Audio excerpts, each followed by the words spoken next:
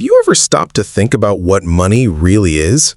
Not the paper bills in your wallet, not the numbers in your bank account, and not the coins in your pocket. Money is something we use every day, yet very few people ever ask where it came from or why the entire world believes in it. Thousands of years before banks, credit cards, or even coins existed, human beings were already trading, cooperating, and building civilizations. So if money didn't exist, what made something valuable? The answer is far more surprising than most people imagine, because the story of money isn't really about gold or silver. It's about trust. Imagine waking up 10,000 years ago. There are no stores, no markets, and certainly no banks. Your family gathers berries while another family catches fish. At first, it seems obvious that people would simply exchange one thing for another. We've all heard the story that money evolved from barter. But modern archaeology and anthropology tell a different story. Pure barter economies were incredibly rare. Instead, ancient communities survived because people trusted each other. If your neighbor shared food with you today, you would help them tomorrow. No one counted every transaction, yet everyone remembered who was generous and who was selfish. Reputation became the first currency, and trust became the first bank. As human populations grew, memory was no longer enough. Villages became towns, and towns became cities. Strangers now traded with strangers, making it impossible to rely only on personal relationships. Around 5,000 years ago, in ancient Mesopotamia, people developed an extraordinary solution. They began recording transactions on clay tablets. These tablets listed grain, livestock, oil, beer, and labor owed between individuals. They were not money in the modern sense. They were records of promises. For the first time ever, wealth could exist as information rather than physical objects. Debt, surprisingly, came before money. A promise written in clay became more valuable than the grain itself because everyone trusted the record. As trade expanded across larger distances, another problem appeared. Carrying grain or livestock across mountains and deserts was slow and inefficient. Precious metals such as gold and silver were valuable because they were durable, portable, and difficult to obtain. But even metal created problems. Every transaction required weighing the metal and checking its purity. Merchants argued over whether a piece of silver was genuine or mixed with cheaper materials. Trade was still slow because trust remained uncertain. Everything changed around the 7th century BCE in the ancient kingdom of Lydia. For the first time, governments stamped pieces of precious metal with official symbols, guaranteeing both their weight and purity. Those symbols transformed simple pieces of metal into coins. People no longer trusted the merchant standing in front of them. They trusted the authority behind the stamp. That tiny image on a coin became one of the most powerful inventions in human history. It allowed strangers to exchange value instantly, even if they had never met before. Trade expanded rapidly, markets flourished, and economies became larger than ever before. Coins also transformed governments.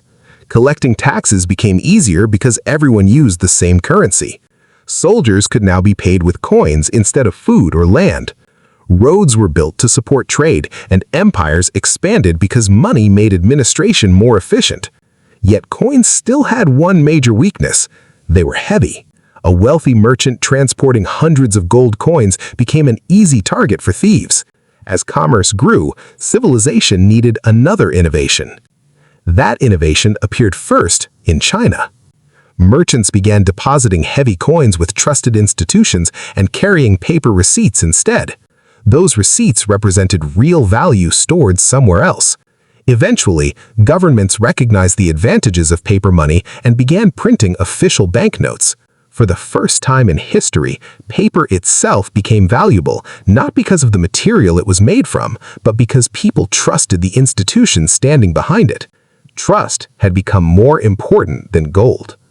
Banks soon evolved into the engines of civilization. People deposited their savings, businesses borrowed money to expand, and entire economies accelerated. But banks also introduced a new idea. They discovered they didn't need to keep every coin locked away. Much of the deposited money could be loaned to others while still allowing normal withdrawals. One pile of gold could support many different economic activities at once. This dramatically increased economic growth, but it also created risk. If everyone demanded their money back at the same time, the system would collapse. History has shown this repeatedly through financial panics and bank runs, reminding us that banking depends on one fragile ingredient above all else: confidence. Today, the vast majority of money doesn't exist as paper or coins. It exists as numbers inside computers.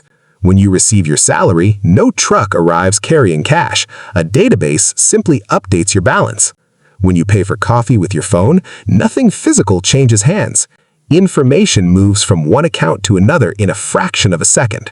Money has become almost completely invisible. Yet, despite all this technology, its foundation remains exactly the same as it was thousands of years ago. We trust that those numbers represent real value. Then came one of the biggest financial experiments in modern history. In 2008, during the global financial crisis, an anonymous person using the name Satoshi Nakamoto introduced Bitcoin. Instead of trusting banks or governments, Bitcoin proposed that people trust mathematics. Every transaction would be verified by thousands of computers across the world, creating a shared public record known as the blockchain. Whether cryptocurrencies eventually replace traditional money remains uncertain, but they revealed something remarkable. Money is still evolving, just as it has evolved throughout human history. Governments are now developing digital currencies of their own. Central bank digital currencies, often called CBDCs, may eventually reduce the need for physical cash altogether. Future generations may grow up without ever carrying paper money or coins. For them, money may exist only as numbers on a screen. Yet, no matter how advanced technology becomes, one thing will never change. Money has value only because society agrees that it does. Throughout history, civilizations have invented many different forms of money. Cowrie shells, giant stone discs, silver coins, gold bars, paper notebanks, plastic cards, and digital currencies all seem completely different, yet they all share one invisible foundation: collective belief. The moment people stop believing in a currency, it loses its power. History has witnessed this during periods of hyperinflation, financial crises, and political collapse. Money itself did not fail. Trust failed. Perhaps that is the greatest lesson hidden inside the history of money.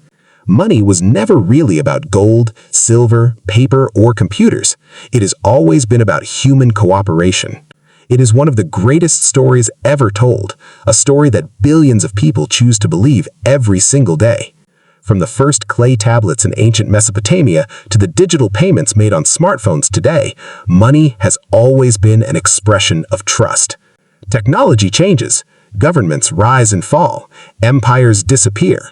But as long as people continue believing in shared systems of value, money will continue evolving. The hidden history of money is, in the end, the hidden history of humanity itself.